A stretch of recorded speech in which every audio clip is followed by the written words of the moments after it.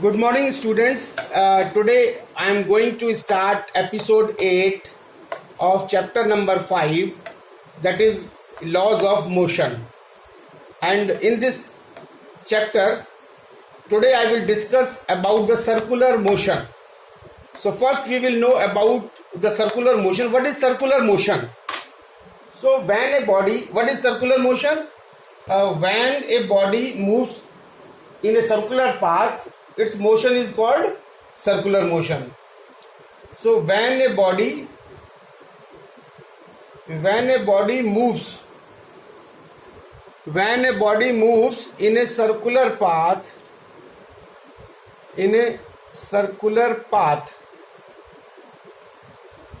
when a body moves in a circular path, its motion is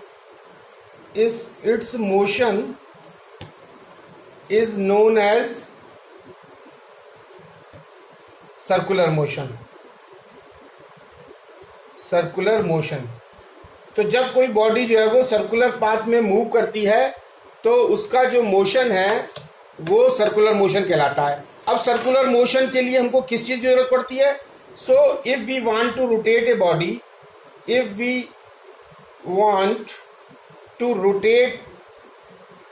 A body in a circular path, अगर हम किसी body को circular path में rotate करना चाहते हैं, if we want to rotate a body in a circular path, then a force is required. तो उसको रोटेट करने के लिए क्या होता है? एक फोर्स की जरूरत पड़ती है. And that force is known as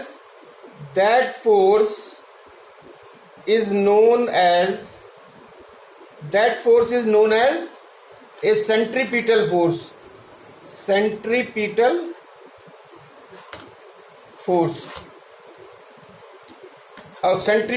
So this is very important term, centripetal. So centripetal force is responsible to rotate a body in a circular motion. So this centripetal force is responsible. किसी भी circular path में कोई body move करती है तो उसके लिए centripetal force की जरूरत होती है, वही रेस्पॉन्सिबल होता है. And this centripetal which is और ये सेंट्रीपिटल फोर्स है which is always directed towards the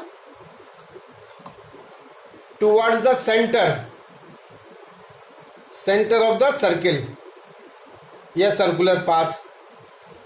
So this is very important point. So when a body moves in a circular path, its motion is known as circular motion. And if we want to rotate a body in a circular path, then a force is required, and that force is known as a centripetal force, which is always directed towards the center of the circle. यानी force की direction किधर होती है? Towards the center of the circle. So if a body is moving, suppose एक body जो है, if a body is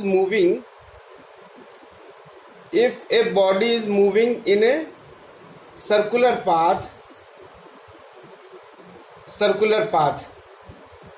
of radius r, अगर उसकी रेडियस जो है वो r है एंड वेलोसिटी जो है वो उसकी वेलोसिटी v है, तो क्या होगा? Acceleration is given by acceleration of the body is given by a is equal to v square upon r. तो ये जो है वो ये जो एक्सेलरेशन है that is directed towards the centre. ये एक्सेलरेशन क्या होगा? ये फोर्स से आएगा और दिस इज डायरेक्टेड, ये एक्सेलरेशन भी directed towards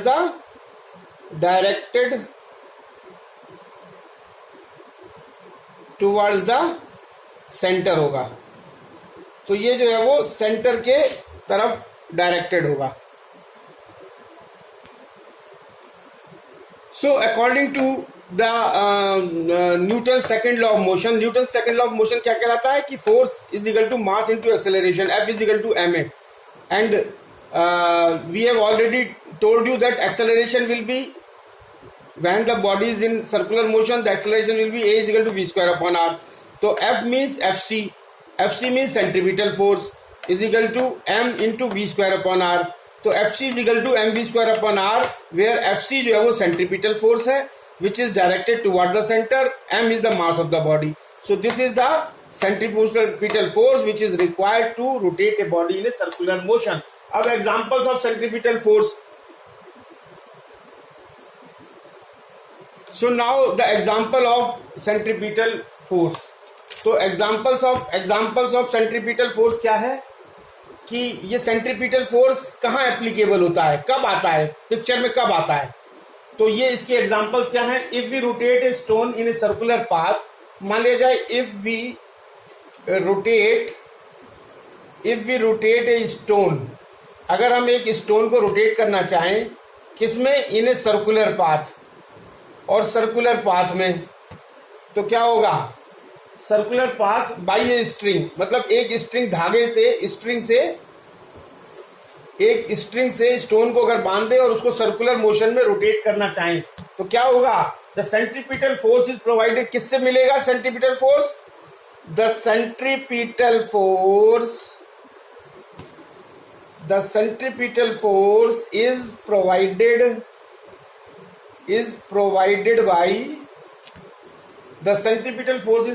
by the tension in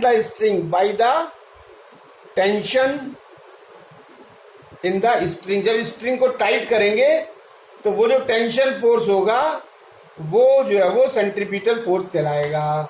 और सेकंड एग्जांपल क्या है, the planets move around the sun, the centripetal force for the motion of the planet around the sun is provided by gravitational force by the sun. So second example of centripetal force is the planets move around the sun. The centripetal force for the motion of planets around the sun is provided by the gravitational force by the sun. तो यानी planets जो है वो sun के around move करते हैं और sun जो है वो ग्रेविटेशनल, सन के द्वारा जो ग्रेविटेशनल फोर्स लगाया जाता है वो सेंट्रीपिटल फोर्स की तरह काम करता है और वो जो है वो इस प्लैनेट्स को सर्कुलर मोशन में रोटेट करता है. अब थर्ड एग्जांपल है for a car taking a circular turn.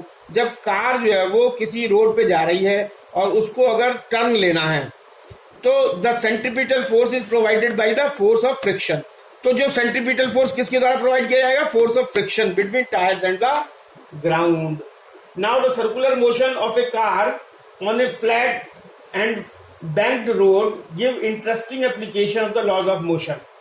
अब application of the laws of motion किससे हम समझ सकते हैं, circular motion of a car.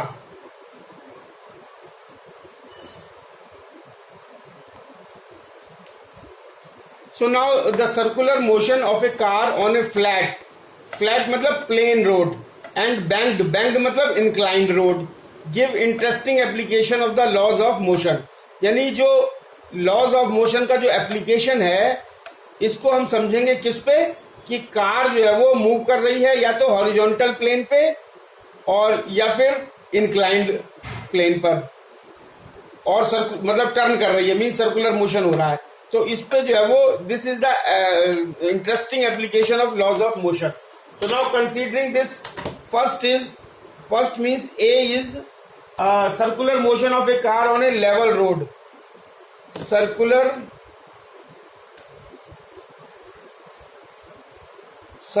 motion of a car on a level मतलब level road मतलब horizontal plane, horizontal plain road.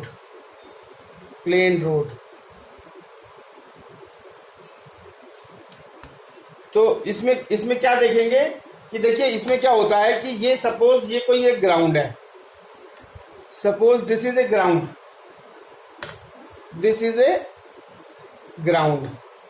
And this is A car suppose ये कोई car है, ये हॉरिजॉन्टल प्लेन पर, फ्लैट हॉरिजॉन्टल प्लेन पर move कर रही है।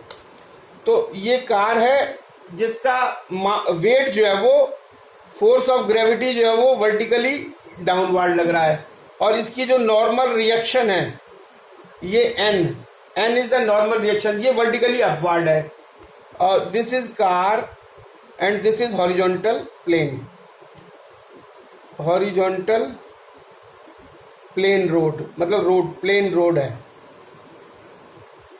तो अब क्या होता है कि इसमें जो है वो ये जो F है ये फोर्स है, F जो है वो ये फोर्स ऑफ फ्रिक्शन है, F is the force of friction. तो अब क्या होता है कि जैसे मान लिया जाए ये कोई सर्कुलर पाथ है, ये सर्कुलर कोई पाथ है, और कार जो है वो इस सर्कल में, मतलब रोड पे सर्कल पे टर्न लेना चाहती है। अगर कार को हम जो है वो सर्कल के शेप में टर्न करना चाहते हैं, तो ये जो मान लिया जाए ये कार है, दिस इज ए कार, और इसका मोशन जो है वो किधर होगा, इस साइड में, मान लीजिए इस साइड में मूव कर रही है, और ये जो इसकी डिस्टेंस है ये r है, ये r is the radius of the circle, और इसकी जो कार की जो स्पीड है वो v है, ये v जो है वो स्पीड ऑफ कार है, और कार की स्पीड किस डायरेक्शन में, ऐसे रहेगी। तो इसका जो एक्सेलरेशन होगा, अब इस फिगर से अगर हम देखें तो क्या होगा कि इसका जो एक्सेलरेशन होगा वो toward the centre of the circle होगा, दिस, ये एक्सेलरेशन जो होगा this is towards the is equal to v square upon r, that is directed towards the centre. ये किधर होगा, डायरेक्टेड टुवर्ड्स सेंटर। अब इसमें जो है वो इस केस में हमारे पास इस फिगर से हमको जो दिखाई दे रहा है, the forces act on the, इस कार के ऊपर जो है वो कितने फोर्स, कार जो है वो एक्टेड ऑन द कार के ऊपर कितने फोर्स लग रहे हैं। एक तो the weight of the car mg acting downward. तो सबसे पहले एक तो ये mg वेट लग रहा है, ये वर्टिकली डाउनवर्ड है, और दूसरा जो है वो दूसरा फोर्स लग रहा है normal reaction force, this is vertically upward, और तीसरा जो फोर्स लग रहा है that is F, that is frictional force. So 3 forces इस कार में इस समय लग रहे हैं। So there are 3 forces acting on the car. This weight of the car mg, that is vertically downward, and n is the normal reaction acting vertically upward, and the force of friction, that is against the motion of the car. Car is moving along this direction, and this is force of friction. So now in this case, since there is no acceleration in the vertical direction, अब car का जो वो direction horizontal direction में, vertical direction में तो कोई motion नहीं है, इसलिए n इज इक्वल टू हो जाएगा mg, यानी नॉर्मल रिएक्शन फोर्स जो है वो बराबर होगा वेट ऑफ द कार के। तो n is equal to mg, this is equation first. Now the centripetal force required for circular motion is along the surface of the road. तो जो centripetal force होगा that will be along the surface of the road, and is provided by the component of the contact force, यानी frictional force between the tire and the road, along the surface। तो ये किधर होगा frictional force, along the surface। so it is the static friction, ये जो इसके बीच में जो static friction है वही हमको provide करता है centripetal acceleration, and this is toward the center of the circle। static friction opposes the impending motion, और ये जो स्टैटिक फ्रिक्शन है ये इम्पेंडिंग मोशन को अपोज करता है of the car moving away from the circle से दूर जाने के लिए, दूर जाए कार, इसको वो इस इम्पेंडिंग मोशन को वो अपोज करता है, और इसीलिए जो है वो आसानी से कार जो है वो हम मोड़ लेते हैं। क्योंकि टायर और ग्राउंड के बीच में जो स्टैटिक फ्रिक्शन होता है वही रेस्पॉन्सिबल होता है कार को मोड़ते समय सेंट्रीपिटल एक्सेलरेशन देने के लिए. So what will happen? So from the equation now what happens from the equation, ये जो पहले हमने इक्वेशंस पढ़ी थी, एक पढ़ी थी कि Fs जो है वो यानी static friction is always less than और equal to mu S into N, जहाँ एन नॉर्मल रिएक्शन है, म्यू एस जो है वो कोफिशिएंट ऑफ स्टैटिक फ्रिक्शन है. और एक दूसरी इक्वेशन पढ़ी थी हमने, दूसरी इक्वेशन पढ़ी थी, ये centripetal force is equal to होता है M V square upon R, ये सेंट्रीपिटल फोर्स है. तो F क्या हो जाएगा हमारा? F इज इक्वल टू हो जाएगा M V square upon R, and this will be lesser और equal to mu S and N, क्योंकि ये दोनों फोर्स जो है वो सेम है, स्टैटिक फ्रिक्शन और सेंट्रीपिटल फोर्स. क्योंकि सेंट्रीपिटल फोर्स किससे मिल रहा है? स्टैटिक फ्रिक्शन से. ये दोनों बराबर होंगे तो लेफ्ट हैंड साइड बराबर है तो राइट हैंड साइड बराबर होगा. तो राइट हैंड साइड बराबर मतलब F is equal to M V square upon R is always less than और equal to mu S N.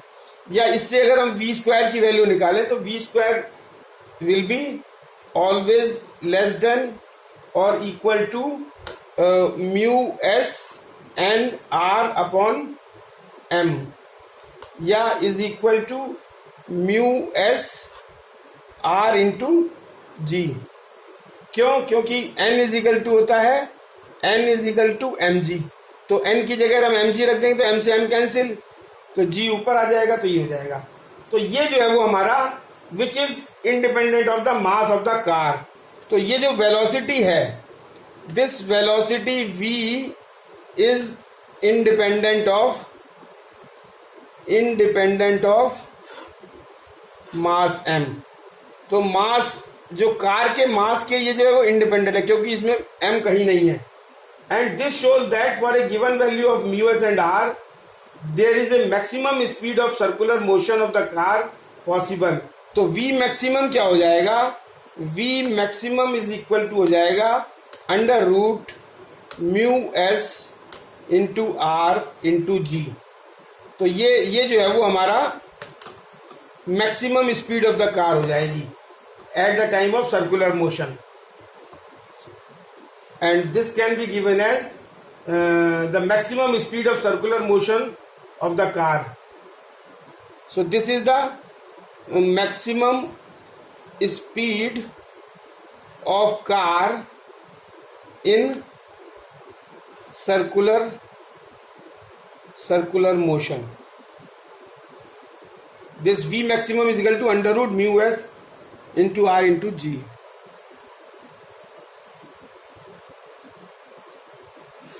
So circular motion का जो सेकंड एप्लीकेशन है, that is circular motion of A car on A banked मतलब होता है inclined road. कोई road है जो इंक्लाइंड है एट एन एंगल थीटा. समझिए suppose this is a horizontal plane, this is road which is inclined at an angle theta with the horizontal. तो अब इसमें क्या है, ये कार है, ये हमारी कार है. तो इसमें हमको ये समझना है कि कार के ऊपर कितने फोर्सेस लग रहे हैं कार के द्वारा. जब ये तो कार देखो, एक तो फोर्स ये वर्टिकली डाउनवर्ड लग रहा है mg, ठीक है, और एक वर्टिकली जो मतलब इंक्लाइंड प्लेन से जो है 90 डिग्री पे ये नॉर्मल रिएक्शन काम कर रहा है. ये हॉरिजॉन्टल से नहीं है, ये इंक्लाइंड प्लेन से 90 डिग्री पे नॉर्मल रिएक्शन काम कर रहा है. और तीसरा फोर्स जो काम कर रहा है वो फोर्स ऑफ फ्रिक्शन है, वो जो है वो इस साइड में काम कर रहा है. तो अब क्या है कि ये जो वर्टिकली अपवर्ड कोई भी फोर्स नहीं है इसमें, खाली कंपोनेंट है इसका. इस एन को जब हम, अगर ये हमारा एंगल थीटा है तो ये भी एंगल थीटा होगा. और इस एन नॉर्मल रिएक्शन को अगर हम रिजोल्यूशन करेंगे कंपोनेंट्स में, तो एन का ये वाला जो है वो एन कॉस थीटा कहलाएगा और इधर वाला जो है वो एन साइन थीटा कहलाएगा. ये हमने इस एन को इस फिगर में शो किया हुआ है. ये नॉर्मल रिएक्शन को अगर हमने दो कंपोनेंट में तोड़ा, वर्टिकल और हॉरिजॉन्टल, तो ये जो ये वाला एन कॉस थीटा हो जाएगा, ये वाला एन साइन थीटा हो जाएगा.